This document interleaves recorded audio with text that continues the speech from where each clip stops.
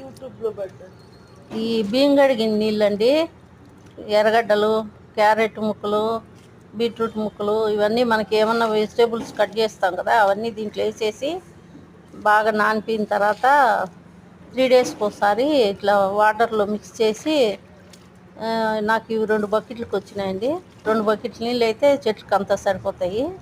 మందారం పువ్వు పూసిందండి. ఇది ఎప్సమ్ సాల్ట్ అండి.